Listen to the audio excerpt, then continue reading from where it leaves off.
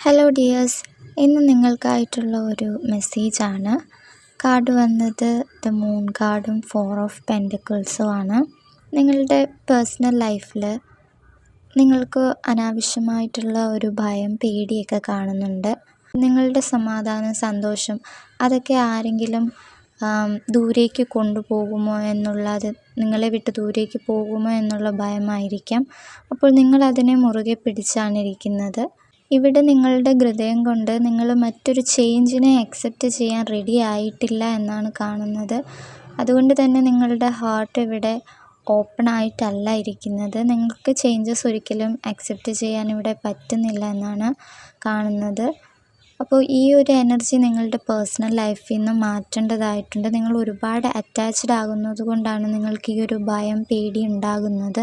നിങ്ങളുടെ ഈ ഒരു ഭയം മാറണമെങ്കിൽ നിങ്ങളുടെ ഹൃദയത്തെ നിങ്ങൾ ഫ്രീ ആക്കി വെക്കേണ്ടതായിട്ടുണ്ട്.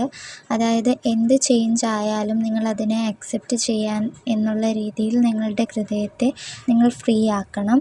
അതായത് യൂണിവേഴ്സ് എന്ത് ചേഞ്ച് നിങ്ങളുടെ ലൈഫിൽ വരുത്തിയാലും നിങ്ങൾക്കത് നല്ലതിനായിട്ടായിരിക്കും എന്നാണ് വിശ്വസിക്കേണ്ടത്.